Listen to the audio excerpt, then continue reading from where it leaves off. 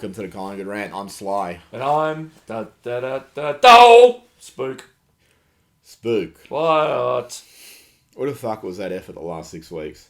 Wait, you mean the last quarter? It was the same as the previous 6 weeks. No, but the actual intensity for over a sustained period. No, it was very good. Do you wonder whether it was hidden away there, or it just came out because of the love they have of Pendles? I think we'll find out next week. Was he not playing? No, but he's played his finals. They probably won't live for another They're going to drop 19 him. years. Potentially, I don't know. Fuck. No. He's 37, so he's right on 37? Fly's demographic He's right of on players. Fly's what? Demographic of players he chooses. Yeah? He doesn't choose anyone under 28, does he? Have we signed him up for another 10 years? Yeah, remember last week we announced he's been signed for another 7 years. See? Yeah. You were always ahead of the curve. You ever noticed? Yeah. If only somebody could send us meaningless clips of other shows. Yeah. Going into this game, what did you expect? So, the Goey came back. He didn't come back for this one, didn't he? He came back. Yep. It was McCreary. one night only, he reckons. McCreary, who was the other one? Night. Who was the third one that covers 3 changes? Frampton. Billy Frampton? Yep. The giant killer. Yeah. Suck shit, Kerno. I think that's what he kept saying.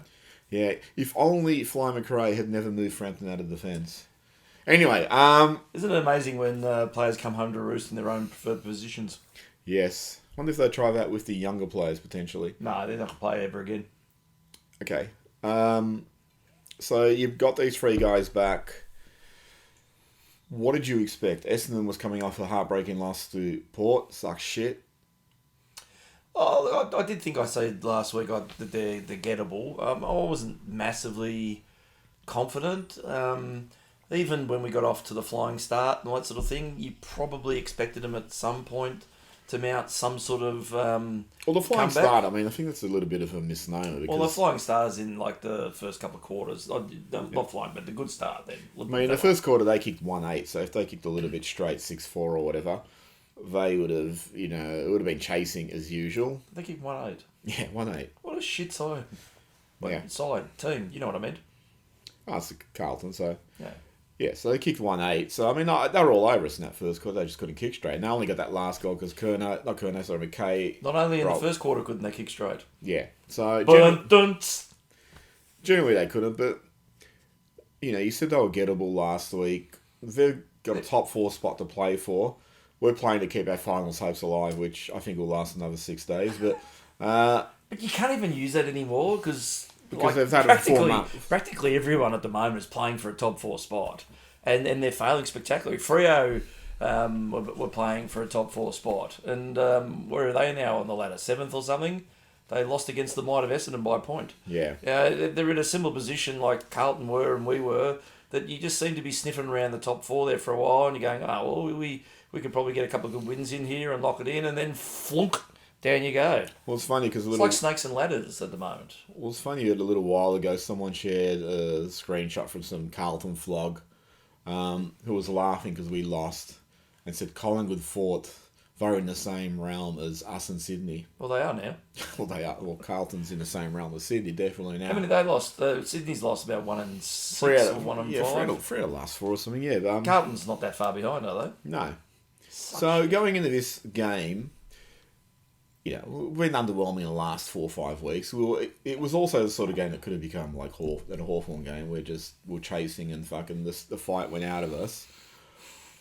What do you expect? Do you really expect to sort of get to a 5-goal, 2-point lead, 32 points? No, but I was pleasantly happy with it. But still, at the same time, as I said before... Where's that effort been last 6 weeks? That's a good question. And there's everyone's running out celebrating because, we sunk Carlton. Great. But where the fuck has that effort been the last 6 weeks? Yeah, I remember, is it Sam Newman that often used to say that you didn't put a lot of stock into these milestone games and stuff that generally players don't live for them or anything. I think this one probably bucks that trend. I think it was such a clearly, I made a point. Did I make a point last week? I don't think I did. No, you probably were reading one of my messages in again. Did I make a point about that Carlton's got everything to play for and we really probably just had the 400th? Yeah. and it just went the opposite direction. I think they lifted because of the 400th. I think they lifted because of the occasion. They lifted because of Pendles, and as much as the Blues tried to talk tough about the day and wanting to put a line through us and everything, they completely failed. Completely. Up until the last quarter. Well, this is an interesting thing. I mean, we could talk about the actual contest, but it just, the intensity was there. You fucking rattled them. More, again, the last 2 weeks I think has been really good. Before that, I mean, what do you think? What do you think of this season? Because there was some. I want to keep calling people flogs, but someone said the criticism of this season has been overrated. I think it's and not just him, but I think it's been really underwhelming. He's been poor. Yeah, he's been good the last couple of weeks. Yeah. I mean, it's not like just his intercept marking's down, but you don't get into that counter attack run out of him. He's often lost in space between his opponent and whoever's delivering the ball and shit like that. Is there a robot there? Potentially. Did you drone him? No. I think he's looking for the head of the mechanical man. But I think there's two people I reckon that really restore a little bit of structure to that side, and that's Coxie and Coxie had a really good game. Frammers to an extent as well, because it enables more to play a bit looser, that knowing that you've got a big gorilla there that's standing the other one, instead of him trying to do the chop outs and stuff. I just don't think he does it that particularly well. He really needs that support act around him to be a better defender. And I think McKay and Curnow were absolutely pummeled by the dynamic duo. Yeah. Oh, look, they were So, both. I mean, did you hear that it was first time in 66 games that Curnow never scored? Yeah, well. And Mitch McGovern. Dun, dun. Yeah, well, umpires try. 32 points up, and then you just fucking go to sleep.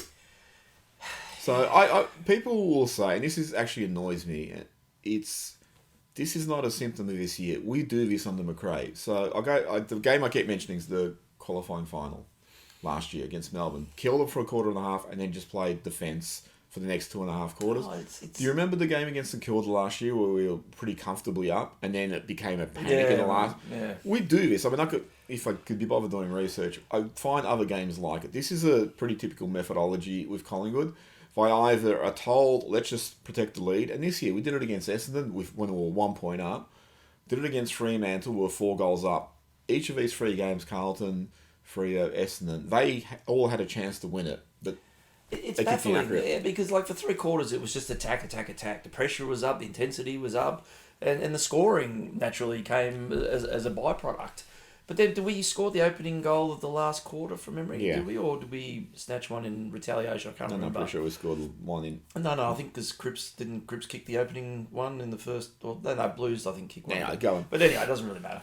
But we just went conservative in that last quarter. Why is that the methodology? Because it's fucked on so many. It doesn't make sense that when do you expect the opposition to counter and you want them to grind themselves down or something? Do we have some absurdly, and it's probably almost justifiable, some absurdly enormous faith in our ability to close down those tight games? Because I mean, the flip is when we're chasing, we go into attack at the very end of these games. But when we're in the lead, like the Freo one, etc., we just go, okay, well now it's time to defend, and we just sit there and watch the scoreline get whittled away. I think we're really good at protecting time when we've had to come from behind, and they've all got their intensity way up. And then they're playing that defensive game where they're just falling on the ball, forcing ball ups, all that sort of shit. But when they're in front and then they go conservative, the intensity drops because they play this ultra defensive game where ultimately they're found out, and then it's too hard to get them started again. I mean, that really pissed me off. Like, watching that last quarter going, why this has to become a struggle when it should have been a relatively comfortable win. There's something wrong with whether it's the players executing something and not doing it correctly, or this is part of the McRae coaching plan. It's fucked. Fix it. Because, like I said, it's not just this year. It's happened regularly. It doesn't make sense. In that last quarter, surely you want to break, because they were setting up on the outside a fair bit, Carlton, and we were just kicking fucking blindly. And more often than not, they were just intercept marking things. But this is the thing you see regularly when we do this. It's like we're defending in a defensive 50, and then we just kick it to the wing, and then it's reset, go over, and we barely get it to the half forward Is it a time wasting thing? It's definitely not time wasting because it's kicking it off though at the 20-minute mark of the last quarter. It just doesn't make any sense. Oh, look, you know, as you said, but the thing is, like games, there's a lot of these fucking games now that have these momentum shifts. Maybe it's just where the game's going to. Maybe we're pioneering it. I think we're particularly susceptible to giving up leads. I mean, that Fremantle one was disgraceful. I know it was a terrible fucking decision by Matt Nichols, and he's not umpired a Collingwood game. And never will again until next week.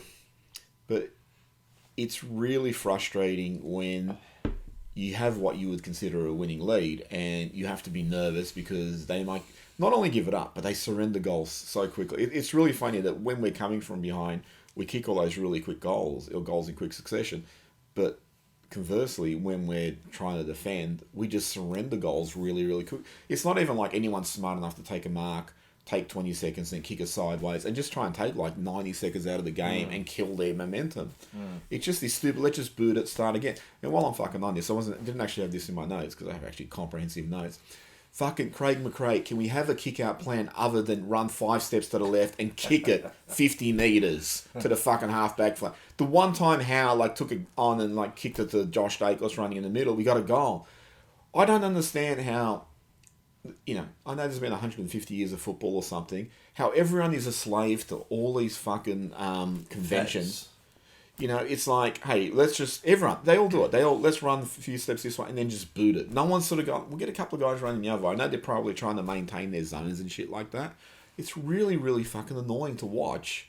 And you think, why doesn't someone just think a little bit outside the fucking box? Do you think maybe at where do we train? What's it called? It's not Lexus anymore. Do you think it's got a natural slope that leans to the left? I don't fucking know. Maybe we're just used to coming out like drunk sailors and just lurching to the left every time. And something else, if you're going to have this kick-out plan of kicking it just fucking to the same pack, can you maybe check that the opposition's fullback, who's really good at intercept marking, isn't there, or an opposition ruckman isn't there, and maybe just teach the players, hey, look, the opposition's tallest player or the best marker is in that zone. Let's move away from it.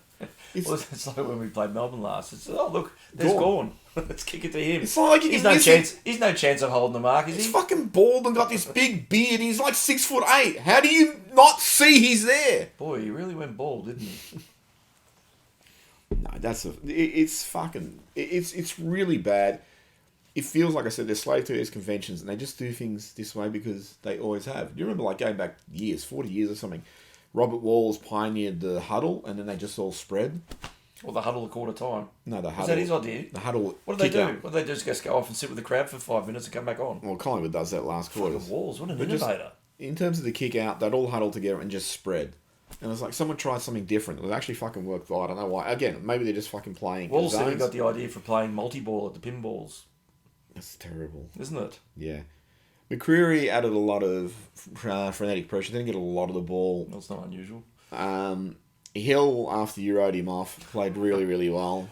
Yeah, again, I think that's that thing about having Cox in the forward line too, is it does free Hill up to sort of play a little bit of both ends. Like there was one where he'd I can't remember whether he intercepted or kicked a goal in the forward line, but it went up the other end, and he intercepted a mark that would have been a definite goal. Yeah, I remember unless that. Mitch McGovern was singing. Was he singing? Yeah. Unless he was going to kick it.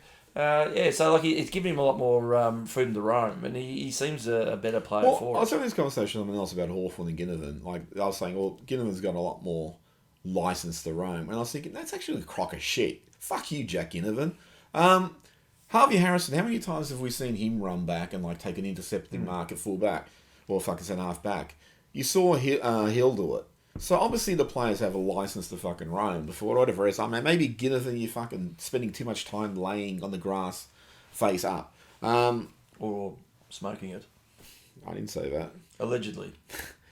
Well, just grass. Hoskin Elliott had a good game. Illegal about Captain Turf. I don't think you can say that one. Hoskin Elliott had a really good game. Probably his best game. You said it was his best game you've ever seen him play. I reckon it was. I know people talk about that Port Adelaide game. He only played 9 minutes. When I arrived here tonight and you were in your Collingwood pyjamas, you had his number on his back. On your back. On his back as well. His back and your back. That's a good one. It's probably all that talk you were going on about coming from behind earlier. Lucky Schultz. You were thinking of Hoskin Elliott, weren't you? Lucky Schultz. Yeah, what about him? Is he worth the price we pay? We could do this every week, and I think the answer is always going to be no. No, just... Have you ever Do you seen know what the good thing is? Do you know what I want to... I don't think we can win a flag this year. And I'm still 50-50 on whether we can make finals. But we have to finish as high as fucking possible. I was going to go regardless, to fucking neuter that pick that we give away. Both picks. Yep.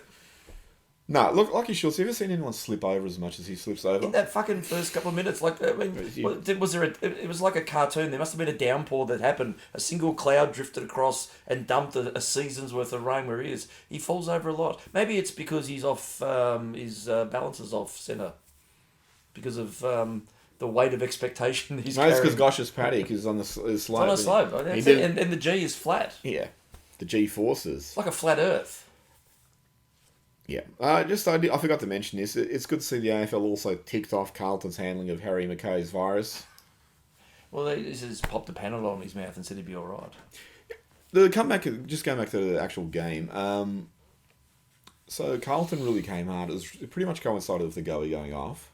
Mm-hmm. And I think the Goey, he was having, I think, a relatively solid game.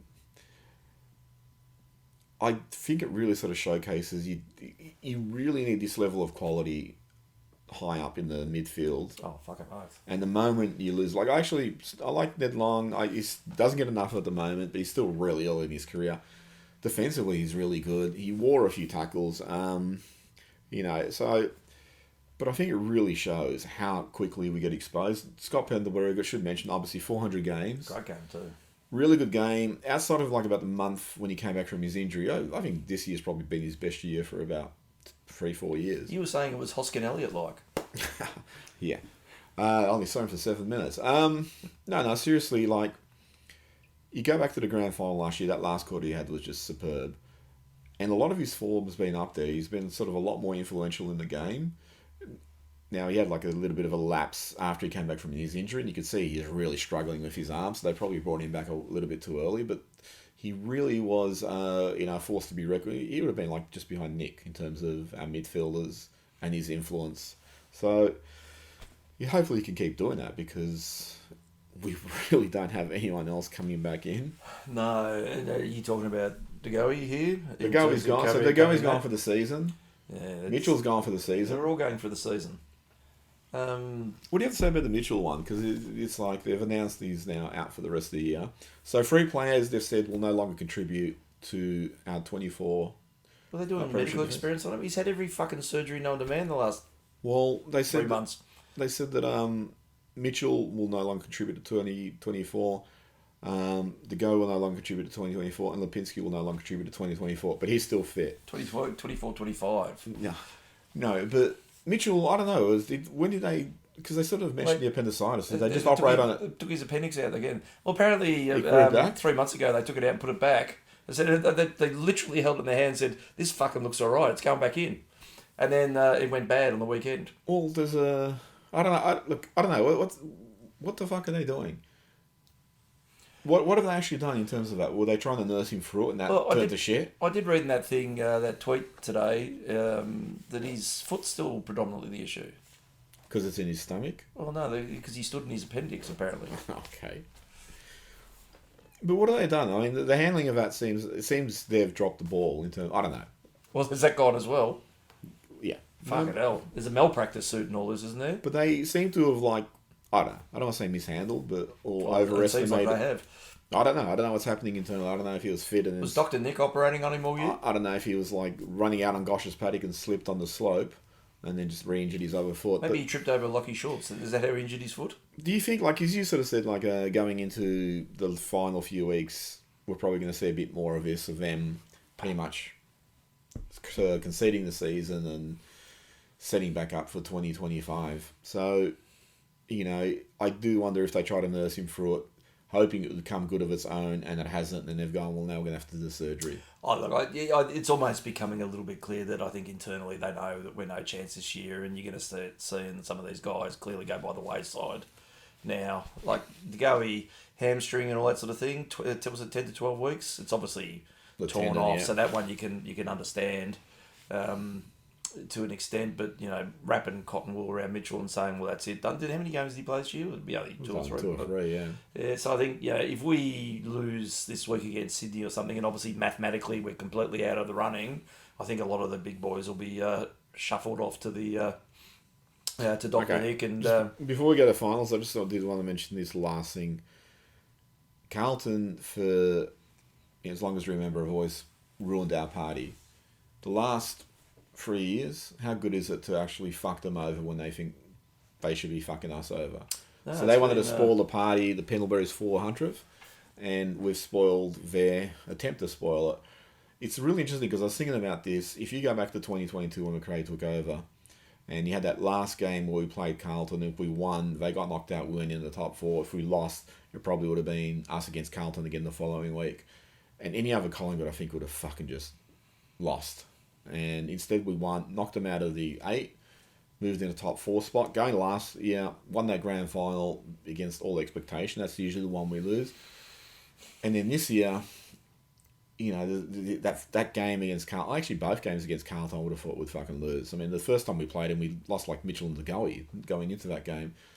It feels like this real weird nexus is happening where Craig McRae is trying to change the culture, but the culture of the club is trying to fucking drag him into its total Collingwoodness.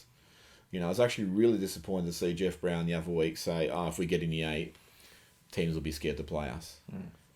Apparently to prepare for the game, though, Fly took them to the circus this week to see the clowns at Princess Park.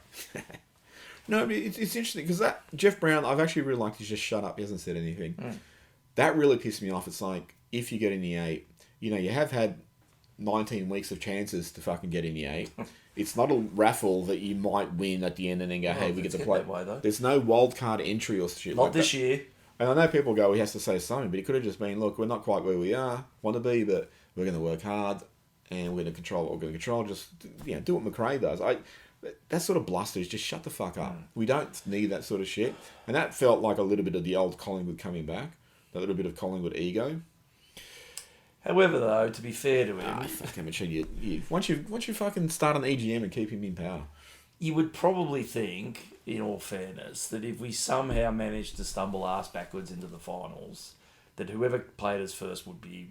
I'm sure. It would weigh on their mind. So I think there's an element of truth in what he says, but you really want to be there before you make those sort of statements, not when you're mathematically a low chance. But this is that's what I'm saying. I'm sure that's the truth. If we made it, people will go, okay, these guys have been here, they know how to win, and they're playing well enough right now to do some damage. But I hate that whole if. It's like I said, it's not a raffle. You fucking earn your position. You're now in a situation where. And this is what I was going to go into. I mean, what's your expectation for the rest of the season? Your genuine expectation? Can't see us really winning the flag. No, I think that's without the Goey. That's pretty much put it to bed now. Well, without the Goey and Mitchell not coming back. Yeah, look, that's two of your key roles that we don't have anyone really to come in and fill at the same level in which those two executed. Well, you definitely don't. Look how important the Goey was last year, particularly in the grand final. And I was having the conversation for friend about the Goey. That I know everyone talks about the match, or the goal where we got the lead back on the run, and that was a really good goal. I mean, everyone talks about the Nick Dacos handball, but it was a little bit high where the Goey had to control and finesse. Do you know why that was? Because of the slope. Yeah, but that first goal, kicked after the quarter time siren. He was about 55 out against the wind. I mean, Elliott had a shot in the third quarter and didn't make it from 45. That was a fucking beast of a goal to sort of wrestle back momentum. Yeah. And they're the two moments that actually spring in your head. When you look at him running around the other night, he looked hampered. Yeah. Yeah, he hasn't got that. And then naturally, you're going to have that as a result of the groin issue, etc., etc. But you've lost your explosive burst pace, your hard running's gone, you probably the penetration with the kicking's gone. Although he did have one set shot, didn't he, from just outside 50 and it drifted? Yeah. So he's still got it. I mean, the ability to kick, but not with the same devastating penetration. Not the same fluency. No. Just as an aside, if you were to look back on De Goey's career now, how would you sum it up? Oh, it feels like there's a lot of wasted potential. Yeah. I think he is an enormously good finals player. There's no doubt about that. He lifts when required. Now, Pendle said in his podcast prior to the grand final last year, that Jock and the Judo thing, about that they never expect the Goey to have 30 possession games. It's always going to be around 20, but he plays each game like it's a finals type game. A lot of manic sort of pressure, but he's not just gaining numbers. He tries to make the possessions count type thing. But, I don't think it really translates that well in a home away season. You probably do need to be more of a damaging accumulator. But in finals, he's second to none on that side in terms of what he can do. If you go back to the 2018 grand final, and a lot of people... that was a phenomenally good game from him. Yeah, he did that. I mean, what did he kick 4 in the end? He kicked that really nice one in the first quarter where he evaded and broke a tackle. The start of last quarter, I think, when side bottom handball, he was running out of centre again. It was like 55, 60 metre kick, kicked it through. There was the one he missed from the pocket in the last quarter, which could have sealed the match. But that's the sort of thing I talk about. Like, he took the onus on himself to go, I'm going to do it. Whereas a lot of players would have passed off and shit like that. He and that final series in general, he was really, really good. But as you said, there's a lot of waste potential. He reminds me a lot of Rene King from the 70s and 80s.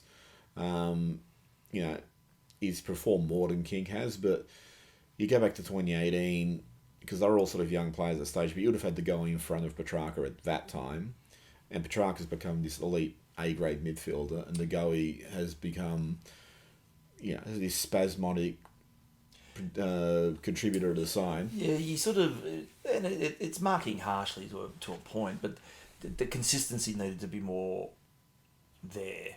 I was going to say the consistency needed to be more consistent. Yeah. But he does have a habit of fading out of games and whatnot. I think the bigger problem, though... And I think you want your baseline to be high, because he's clearly got fucking ability. Yeah. His baseline should be judged a little bit higher than most players because of the things that he can do. You just wanted it probably done more often. Not that sort of... again, I think you should have been averaging by now 30 possession games and 25. But it's always hovered around 20. But they've been impactful. It's a little bit of give and take. It's like having your cake and eating it too type thing. Yeah, I think the disappointing thing. I actually think Kane Corns is right in this. The 3 years under McRae, for example, 2022, he was doing really well. And then there was the Barley thing, and I don't think there was anything wrong in what he did. He was a consenting adult. She came out and said, this is just two adults, doing their thing. But when you're that high profile, it's just fucking keep out of the limelight. Stop it, And then last year he was doing really well, and he flattened that Eagles player, and then got the big suspension. And he was lucky to get as few weeks as he did. I think he got 4, and he probably deserved 6. So there's times he seems to be motoring all right, but then something happens and it just either hurts his momentum or provides a distraction. Like that, the Barley thing, from what I heard, was he was so unhappy with the club just hanging him out to dry. He, at that time, wanted it out. Does St Kilda? Yeah, potentially. He's always going there. But the expectation, so not going to win the flag with the Goey, Mitchell, in all likelihood, I don't know, maybe they'll fucking unearth someone, but what's your expectation? I think what you said before is totally right. Is they got to finish as high as possible to mitigate the damage of those shit trades. Oh, fucking oath. And that's the real bitter sting in this season. It's if you still had that pick, you'd be saying, just send fucking everyone who needs it out to surgery right now. Finish as low as possible. Get that pick and get the fuck out of there and rebound. And then trade it for a midget. Yeah. But that's the disappointing thing, is so if you finish, whatever you finish, it's just a waste. It's a Fremantle's boon. So you want to finish as high as possible, which is then got to play finals. To make finals, they have to win all of them. There's permutations about who needs to win and lose around them. Well, even winning all of them still, I don't think it's guaranteed. No. They're depending on some results around them. Oh, it is. I think it's going to be like that for the next 3 weeks. We have to just win every game to be a chance of sneaking in. I don't think we'll beat Brisbane. So, at what point? I mean, at the moment, unfortunately, you look at the performance that Sydney gave last weekend. That was fucking putrid. What was that? I don't get how a team that's on top could lose by that much. But although I guess in 2011, apparently their training loads have training loads. But we, that last round against Geelong, we lost by about 16 goals. So we're sort of there mentally. I mean, they're probably facing a similar thing we faced last year. Is what do you do when your position's guaranteed? Yeah. Or seemingly guaranteed. Yeah, look, I wouldn't... I mean, really, you look at their performance last week and you think that we should even win this week. But now that what was it? The scoreline was like 71-0 at one point. I mean, it's fucking unheard of. There's a stat I saw today about that nobody's won a premiership after suffering such a massive defeat this late in the season, type of thing. That you wonder what's gone. Is something going wrong with them, or is it really just their training loads? However, though, they'll be stung into action this week because no one's going to sit atop the ladder and cop the loss like that they have. They're going to come out against us. We playing here or up there? Yeah, when we lost here in round 2. On the postage stamp? Yeah. Oh, we're fucked. I mean, the thing... We don't play that game well. You look at the season in general, I mean, Brisbane's been thereabouts for a few years. You know, they could have had the flag last year. Sydney, there's always a big question mark about them coming to the MCG and, you know, playing their best football. They're designed for that little shit of a ground. Of the teams in the 8, you think Brisbane's now got to be the favourite. Everyone else is bouncing around them. And Brisbane, you got to give them fucking credit. That was 0-4. Yeah. And with a lot of injuries. I mean, there was a lot of questions being asked of them, but they're looking the dominant force at the moment. I mean, but then, fuck, who knows? It seems to... I mean, they've been consistently good the last month or so, Brisbane. But then again, so's fucking Footscray. Well, they're the other one. What do they call this week? They're the other one who look really good. So, of all the teams, Carlton, Essendon have really struggled lately. Fremantle, it's just too big a question mark of them in Victoria. GWS are much the same. Yeah, GWS, it was fun watching them beat Hawthorn, but just, again, they're struggling. I mean, Hawthorn, I actually think if they made the finals, I don't expect them to win it, but I think they're the side who could win 1 or 2 finals and get to a prelim. That's because that's what they do. That's their DNA. Yeah, but that's what I'm saying is, like, of all the sides, but Brisbane's the one who's just generally dominating, you know, and beating up fucking... I mean, Gold Coast, you should seriously disband them after losing the West Coast down there. They won't. You know, thanks, you know, all this Hardwick was the saviour down there. Well, it's hilarious. I mean, they got rid of, what was his name? Stuart Dew last year for pretty much Hardwick to get them into exactly the same position. Well, it's interesting. There was I don't know if you saw it, there was a flashback to when Bomber Thompson was coaching Essendon that year that he was suspended because of the supplements thing. Bomber Thompson? No, Heard. Well, Bomber Thompson had a few supplements. Yeah, but he was coaching Essendon that 1 year. And he was just talking about some press conference. He was just going, well, you know, at our best, we can match it with anyone. But for whatever reason, we can't produce it consistently. He's going, I need to unlock why that is. And that came up because Essendon's just doing the same thing this year. Is they look great when they're great, and then when they don't, they look really, really fucking bad. I mean, I think it was Tom Murray was saying there's a feeling around the Essendon Football Club the supplement scandal still it really hurts them. I don't quite What see the lack of. well, that's probably the fucking truth. No, it's a problem for them. Learn the fucking deal. Well, literally. But then you get like other clubs like Gold Coast. That just looks like the fucking same thing. They are. It's just like when you see their games come up, does it have a little laugh or repeat? Yeah, just, you know, when they go anywhere, I mean, you should be beating West Coast. Fuck off. Well, they haven't won a game away all year. I mean, that's just insane. How do you expect to play finals if you can't win a fucking game away? Yeah, well, you're not going to finish high enough to get a home final. So, you know... I wouldn't put it past the AFL, though, to promise them home finals. No matter where they finish. Yeah, potentially. But, yeah, I so what we're talking about, the fucking... where we're going to finish. Yeah. I have no idea. I mean, it'd be great to finish 8th and win 2.5 finals. So who we got? We finish on... we finish with Melbourne, or do we finish with Brisbane? Melbourne. Sydney, Brisbane, me here, and then Melbourne. Yeah, we could win 2 of those and probably finish 9th, like Richmond. 9th or 10th. That improves our pick a little bit. Would that be satisfactory? No. Do you think it's an issue... Because you've got nothing to look forward to at the draft. Unless we're trading into it, which we never do. I heard we're trading 2025's first rounder for 4 second rounders in 2026. Why don't we trade the Pinsky as a premiership player? Oh, there you go. That Trelaw guy, how's he do? Pick up He's playing really well at the moment. No, but he disappointed that... I mean, obviously disappointed. I'm always disappointed. Yeah, obviously we're fucking disappointed, but in terms of... Do you think we're going to reset next year and have another premiership tilt? I think it's an ask and a half. There's too many old boys running around. We'd need everything to go right, and at that age demographic at the top end, where all your talent lies, it's hard to see them lasting a full year. I think this year was a bit of a an obvious sort of view of that. But they will look at it as they're having another till. Oh, definitely. Because what are they going to do? They've got nothing to bring in. Yeah, I mean, who knows what they'll do in trade week or who they're speaking to. I mean, I heard that, Mark Keane. Lucky Keith, he's on their radar. Renee King, is he coming back? Graham Teasdale. Teasdale's coming back? Yeah. You said he's got a good suit for the Brownlow this year.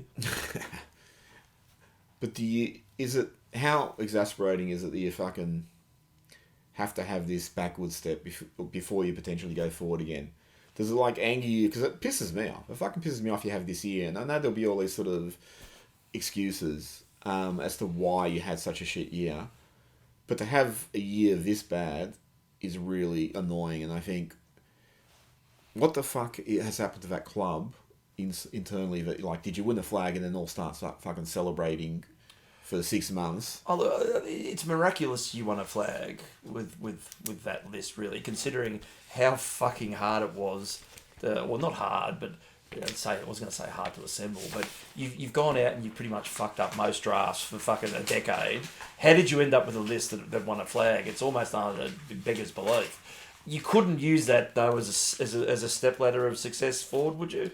Internally at the club, would you look at it and go, well, we won a flag by not doing anything in the draft? No, all two things there. I think the club would look at it we can sustain success. I think they look at the Geelong model as, we can stay up there, we just keep rejuvenating. Geelong bring elite players in. Yeah. Oh, eventually they bring it in, but for about 8 years there, they were just bringing in, enough to tread water. Yeah, so, I mean, I think that's what they'd look at. But my point is, look, I didn't think we're going to go have a 19-win, 3-loss year, whatever the fuck it is. I didn't think it would be a dominant force, but I thought it would be top 6, at the very least. I knew there would be teams around us who improved. That was it. I think we all thought it was all going to come down to what the rest of the competition did. Because it is a bit of you can see it now. It's all over the fucking place. But you look at it now, where we're at in terms of the league, who's improved? Brisbane's up there again. Sydney's probably improved a bit. I mean, obviously they improved quite a bit for the first half of the year. And then Carlton's, they've actually degraded if you go based on what they were doing last year. Essendon's done the same fucking thing. Bulldogs are still actually outside of the 8. Melbourne's gone backwards. I was listening to the Real Footy pod on the drive over here, and I think it was Jake Noel made a point about, really aside from Port destroying Sydney on the weekend, there hasn't been a real dominant four-quarter game all year. And that really speaks volumes about where the level of the competition is at the moment. This is what I said earlier about, you see that they have all these real momentum shifts in games these days, that you build up. What you used to probably think 5-6 goals was enough to sort of hold on, that it can change in a quarter. And one side suddenly fucking fires and the other one just grinds to a halt, and then they sort of wrestle at the very end for who wants to win it that little bit more. Look at the farcical end of the Essendon game on the weekend against Freo.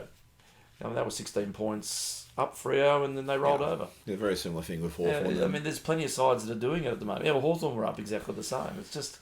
But I'm just not talking about, generally, I would have thought would be top 6. So top 6, I didn't think it would be dominant. If you look at the teams who are in the top 6, they're not, outside of the top 2 at the moment.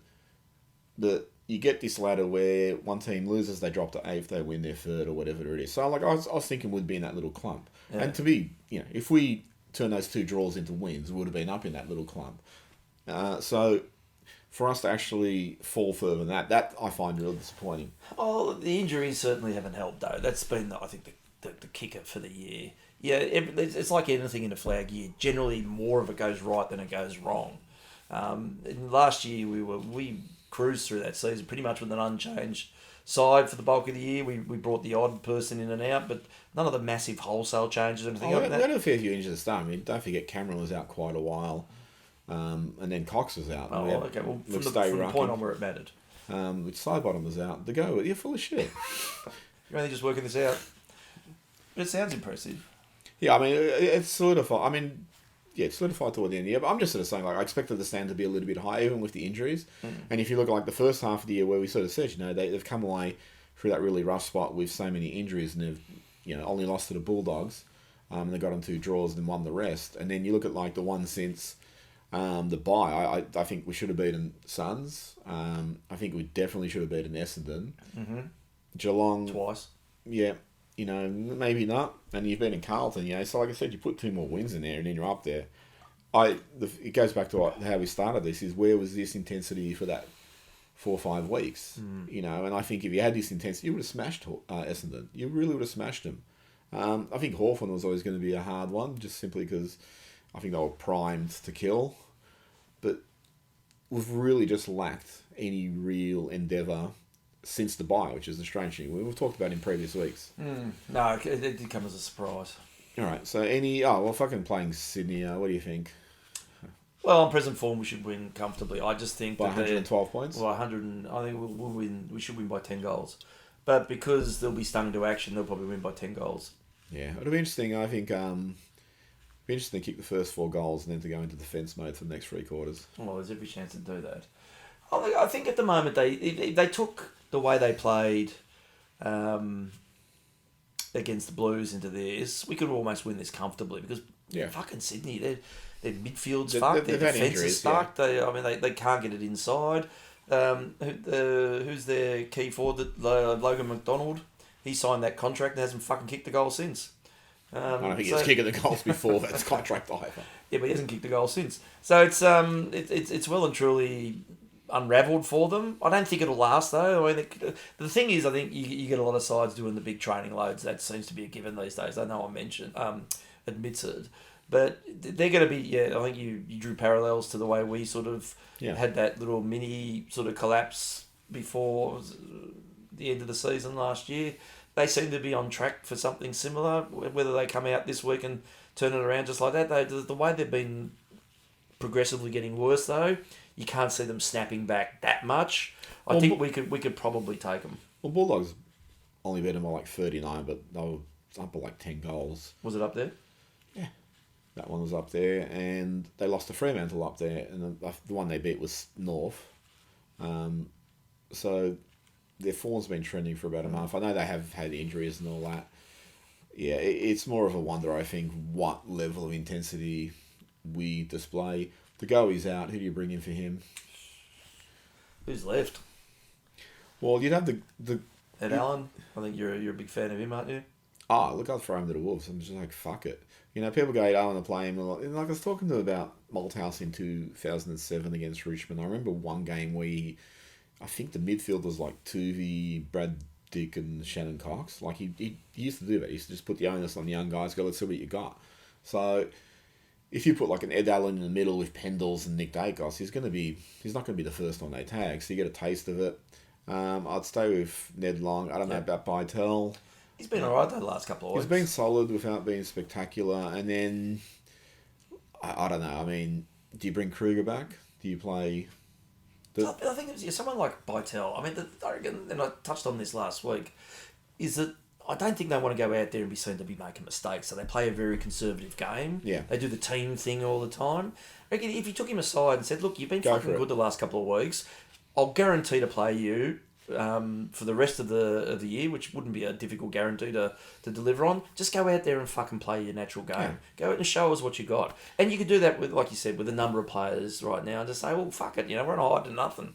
What's the worst that's going to happen? We miss finals? Well, that's the likelihood at any rate. Yeah, I agree. I don't know. I mean, you look at Chris May, he was very similar in the way he would.